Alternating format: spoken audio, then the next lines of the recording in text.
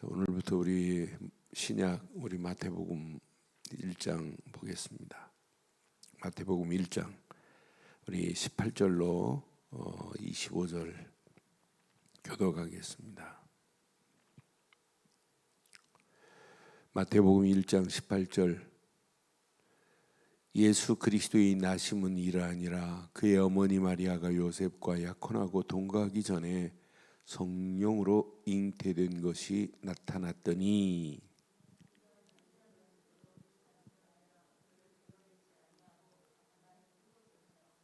이 일에 생각할 때에 주의 사자가 현몽하여 이르되 다윗의 자손 요셉아 내 아내 마리아 데려오기를 무서워하지 말라.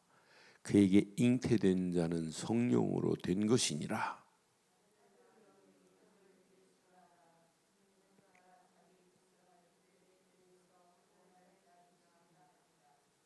이 모든 일이 된 것은 주께서 선지자로 하신 말씀을 이루려 하심이니 이르시되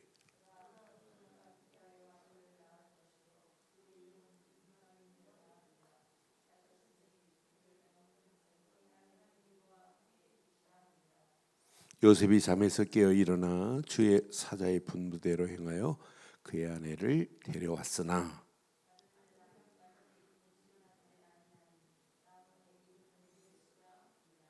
아멘. 구약의 전체 하나로 딱 줄인다면 구약은 앞으로 오실 메시아 곧 예수 그리스도 오심을 예언한 게 구약입니다. 그래서 말라기 맨 마지막 우리 4장 보면서 공의로운 해가 곧 의로운 해가 곧 예수입니다. 그러니까 맨 마지막 부분 보니까 율법의 대표자 모세를 선지자의 대표자 엘리야가 지금까지 했던 모든 것을 다 합친 이분이 오직 예수입니다. 그래서 돌아와라. 돌아오는 게 사는 길이다. 지금도 많은 사람들이 우리 인생은 그러니까 우리 죽는다고 안 하고 돌아가셨다고 그러잖아요. 죽으면 어디로 돌아갔어요? 본향으로. 그런데 그 본향이 예수를 그리스도로 믿는 순간에 진짜 하나님 품으로 가지만 그렇지 않으면 지옥 편이에요. 그러니까 예수는 믿어도 되고 안 믿어도 되는 게 아니에요. 예수는 우리 인생의 절대적인 분이에요. 그런데 많은 사람들이 이 비밀을 지금 모르고 있잖아요. 이번 추석 명절이 우리가 마태복음 1장에 오늘 예수가 어떤 분인지 지금 예수님의 족보를 쭉 얘기해요. 왜? 예언대로 선지자의 예언대로 오셔야 되기 때문에. 그래서 로마서 1장 2절에 보면 앞으로 오실 예수 바울이 로마에 편지한 바울 서신의 맨 마지막 서신에 바울은 로마에 편지하면서 이 복음을 지금 설명하는 거예요. 복음은 하나님이 선지자들을 통하여 그의 아들에 관하여 성경에 미리 예언한 거거든요. 약속하신 것이라 그랬어요. 그러니까 이 복음 되신 예수님은 선지자들의 예언대로 약속하신 대로 오셔야 돼요. 선지자의 약속이 아닌 자가 복음의 주인공 될 수는 없어요. 두 번째, 3절에 보니까 이 복음은 그의 아들에 관하여 말하며 육신으로는 다윗의 혈통으로 와야 돼요. 그래서 아브라함부터 족보를 지금 쭉 얘기하는 거예요. 14대 다윗. 그 이후로 또 14대. 계속해서 이 족보를 쫙 지금 설명하는 거예요. 아들에 관하여 말하면 육신으로는 다윗의 혈통에서 나셔야 돼요. 그래서 족보를 쭉 얘기하다가 오늘 예수 그리스도의 나심은 18절 이렇게 말씀하는 거예요. 그러면서 4절 봐요. 로마서 1장 4절에 보니까 성결의 영으로는 죽어야 돼요. 일단은 죽음으로 끝나면 안 돼요. 다 죽잖아요. 그런데 부활하사 지구상의 부활은 이분밖에 없어요. 예수 그리스도만이 부활하셨어요. 부활한 자가 누가 있어요? 부활하사 능력으로 하나님의 육신으로 아들이라 선포돼야 돼요. 요 5가지 조건에 맞는 자가 지구상에 아무도 없어요. 오직 한 분, 우리 주 예수 그리스도시니라. 옛날 바울이 이 비밀을 알았어요. 예수 믿는 사람 잡아 죽이는 일이 있어요. 그런데 바울이 이제 알아들은 거예요. 구약의 모든 메시지, 히브리인 중에 히브리인이요 베냐민 지파의 대단한 사람입니다. 그런데 예수를 잡아 죽이는 일을 하던 사울이 이걸 깨달은 겁니다. 야, 이분이 오셨구나. 그러니까 이렇게 정확하고 명쾌하게 로마서 1장 시작부터 뭘 얘기하냐? 복음을 얘기하는 거예요. 그러니까 우리 인생은 복음의 능력 안에 있기만 하면 어떤 문제 만나도 괜찮다. 어떤 상황을 만나도 괜찮다. 위기 아니다. 그러니까 시대가 어떻게 돌아간들 아무 관계 없어요. 내가 진짜 복음의 능력 안에 있기만 하면 하나님이 역사하세요.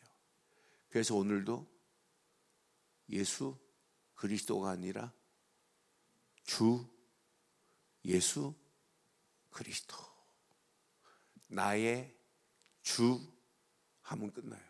예수 그리스도.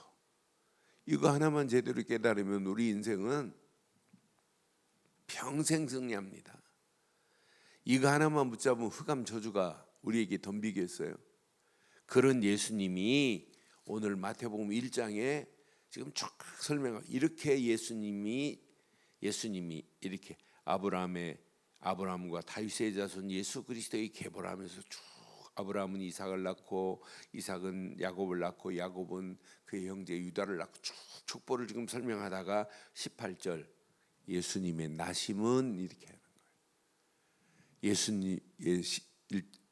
예수 그리스도의 나심은 이러하니라. 그의 어머니 마리아가 요셉과 약혼하고 동거하기 전에 시작 성령으로 잉태된 것 맞죠? 그러니까 이 말씀 딱 붙잡으면 벌써 떠오르는 말씀이 있어야 돼요. 뭐가 떠오르어야 될까요? 창세기 3장 15절 반드시 창세기 3장 15절 이사야서 7장 14절이 가슴에 부닥쳐야 돼요. 아, 맞다, 그렇다. 여자의 후손이 와야 되는구나. 동정녀 마리아의 몸에서 나셔야 되는구나. 반드시 내가 너로 여자와 원수가 되게 하고 내 후손도 여자의 후손과 원수가 되게 하리니 여자의 후손은 내 머리를 상하게 할 것이요 그의 발꿈치를 상해할 것이라 하시고, 이 언약 안에 창세기 3장 15절 안에 다 들어있어요. 창세기 3장 15절이 복음이 아니에요. 원시복음이에요. 성경 66권에 제일 먼저 복음을 설명한 게 이겁니다. 그러니까 이거 해도 못 알아들으면 안 돼요. 그런데 창세기 3장 21절은 이분이 오실 걸 구체적으로 이렇게 말씀했잖아요. 창세기 3장 21절에 보니까 아담과 하와가 범죄하여 선악의 열매를 따먹음과 동시에 동산나무 그늘 밑에 숨어 있어요. 여호와 하나님이 아담과 그의 아내를 위하여 무엇을 지어 입혀줘요? 가죽옷을 지어 입히시니라 그랬어요. 하나님이 가죽옷을 지어 입힌 거지 아담과 하와가 가죽옷을 지은 게 아니에요. 가죽옷을 지으려면 뭐가 필요해요? 살아있는 짐승 한 마리가.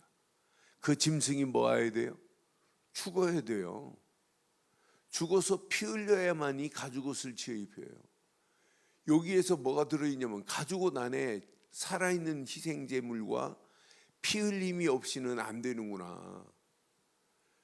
그래서 아벨이 이 비밀을 알아들었어요. 그래서 어린 양으로 하나님 앞에 제물을 드릴 때, 그러니까 계속해서 구약은 뭐예요? 양의 피를 드릴 때입니다. 번제물이 뭐냐? 양을 살 돈이 없으면 비둘기 피라도 드려야 돼요. 그래서 구약은 철저하게 피입니다. 피. 신약은 예수 그리스도의 보혈의 피로 모든 문제를 끝내신 줄 확신합니다.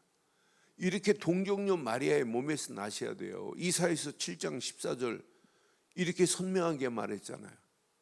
이 사실을 지금 몰라요. 이사야서 7장 14절 주께서 친히 징조를 너에게 주실 것이라 보라. 누가 얼마나 구체적이에요. 처녀가 잉태하여 그랬어요. 지금 정혼만 했지 이스라엘은 약혼하고 정혼하고 결혼식하고 3번 합니다. 그런데 아직 결혼식을 안 했단 말이에요, 마리아가. 그런데 분명히 처녀가 잉태하여 아들을 낳을 것이다 이렇게 정확하게 말했는데도 이걸 안 믿잖아요. 그의 이름을 벌써 이사야 선지자 예수님이 오시기 전 650년 전에 이미 이렇게 처녀가 잉태하여 아들을 낳을 것이요 그의 이름을 임마누엘이라 하리라. 그 말씀이 오늘 그대로 성취되는 거 보세요. 오늘 마태복음 1장에 이렇게 완벽합니다.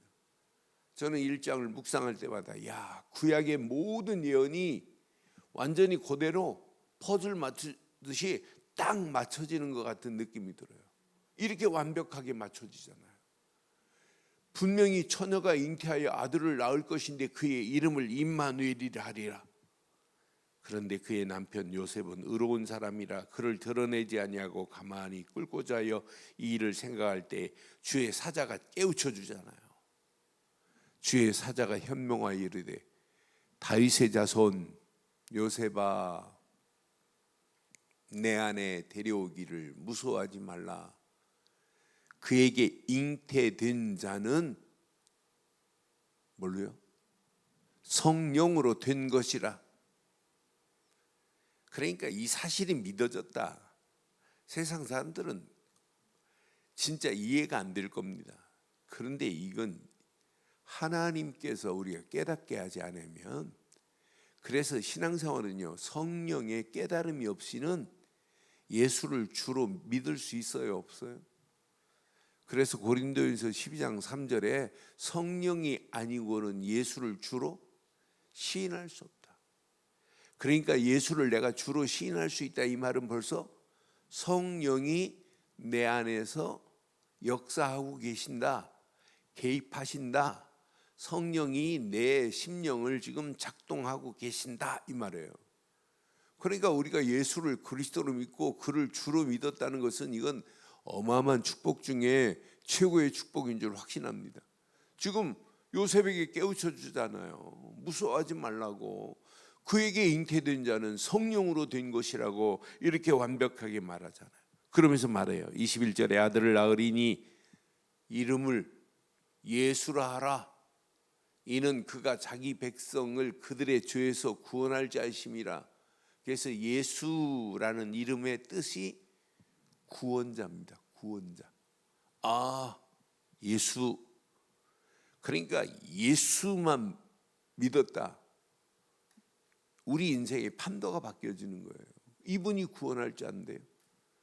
22절에 보니까 이 모든 일이 된 것은 주께서 선지자로 하신 말씀을 이루려 하심이라 그러잖아요. 그러니까 이제 바울이 제대로 깨달은 거예요. 로마서에 선지자 예언대로 오시고 다윗의 혈통으로 오실 이분, 이분이 우리의 구원자, 구원할 자로 오시는 거구나. 그런데 23절에 보니까 처녀가 잉태하여 아들을 낳을 것이요. 이사야서 7장 14절 말씀이 그대로 성취되잖아요. 그의 이름은 임마누엘이라 하리라 하셨으니 이를 번역한즉 하나님이 우리와 함께 계시다 함이니라. 여러분, 예수를 믿지 않고 어떻게 하나님이 우리와 함께 해요?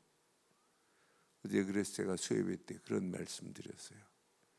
하나님을 경외하는 것이 복 중에 복인데, 하나님 바라본다고, 하나님 앞만 찾는다고, 하나님 이름 아무리 부른다고 하나님이 내 이름을 이렇게 부르는구나, 알았어. 하나님이 구원하세요? 안 해요. 못 하세요. 안 하십니다. 예수를 그리스도로 믿는 믿음 안에 있는 자만이 하나님을 경외할 수 있는 축복의 문이 열려지게 될 줄 확신합니다. 예수 그리스도 안에서 그래서 우리는 하나님만 우러러 바라보는 거예요. 믿음의 주여 온전케 하시는 그분만 바라보는 거예요. 예수를 주인으로 모셨는데 하나님 자녀가 된 자가 하나님을 경배할 수 있는 조건이 되는 거지. 예수를 그리스도로 안 믿는데 어떻게 하나님을 경배할 수 있어요? 경배할 수 없어요. 분명히 이때부터 하나님은 우리와 영원히 함께하는 임마누엘의 축복이 누려지게 될 줄 확신합니다. 그러니까 예수 구원자 그분이 그리스도로 오셔서 모든 문제를 끝냈다니까요. 그분을 믿기만 하면 임마누엘의 축복으로 하나님이 우리를 인도해 주실 줄 확신합니다. 요셉이 잠에서 깨어서 일어나 주의 사자의 분부대로 행하여 그 아내를 데려왔으나 아들을 낳기까지 동침하지 아니하니 나음의 이름을 예수라 하니라. 이게 마태복음 1장의 시작입니다. 그러니까 이 비밀을 제대로 아는 사람 많지 않아요. 예수님 당시 봐요. 예수님이 태어났을 때 예수님의 탄생을 축하할 구약의 동방 박사들이 큰 별을 보고 경배하려 오는 자 많지 않잖아요. 오히려 예수를 죽이려고 하는 힘 있는 권력 헤롯 봐요. 예수가 태어난 데를 알려달라고. 그러면서 예수 태어났을 때 예수님 태어난 그 당시 남자아이들을 싹 죽이라고 이렇게 명령한 헤롯 봐요. 그러니까 많은 사람들이 예수를 방해해도 이 복음 되시는 이분은 죽는 게 아닙니다. 이분이 고난당하시고 십자가에서 물과 피를 다 쏟으시고 하나님 만나는 길을 내시고 죄와 저주에서 우리를 해방시키시고 마귀선에서 건져내신 예수예요. 오늘 결론 내리겠습니다. 우리는 지금부터 예수 그리스도만 믿는데 주 예수 그리스도입니다. 근데 왜 예수 그리스도예요? 또 이것만 외우면 안 됩니다. 예수님만이 로마서 5장 8절에 바울이 깨닫고 나니까 이런 어마어마한 비밀을 써요. 우리가 아직 죄인 되었을 때 그리스도께서 우리를 위하여 죽으심으로 하나님께서 우리에 대한 자기의 사랑을 뭐래요? 확증하셨느니라. 확실하게 증명했어요. 하나님의 사랑을. 뭐함으로? 예수를 그리스도께서 우리를 위하여 십자가에 고난당하심으로. 그러니까 십자가의 고난의 피로 말미암아 세 가지 문제가 해결되는 거예요. 하나님 떠나서 고통받는 내게 예수님이 십자가에서 물과 피를 쏟으면서 하나님의 사랑을 우리에게 확실히 보여준 것, 모든 고통에서 하나님 만나는 길이 열리는 거예요. 나는 길이요 진리요 생명이니 나로 말미암지 않고는 아버지께로 올 자가 없다. 구약에 이렇게 길을 말해주는 사람이 누구예요? 선지자예요. 백성들이 길을 헤매고 있을 때 선지자가 나타나서 하나님께서 너희를 이쪽 길로 가라 하신다 이렇게 말해주는 게 선지자예요. 선지자를 세울 때 머리에 뭘 보여요? 기름을 보여요. 그래서 그리스도라는 말은 기름 부음을 받은 자입니다. 누가? 예수가 그리스도다. 이 말은 예수님은 나에게 하나님 만나는 길을 내신 참 선지자로 기름 부음 받으신 분이구나. 그래서 나는 평생 예수님을 뭘로 믿어야 된다? 그리스도로 믿으면 되는구나. 이게 복음입니다. 죄와 저주의 문제가 있어요. 우리는 인간은 태어나면서 죄덩어리입니다.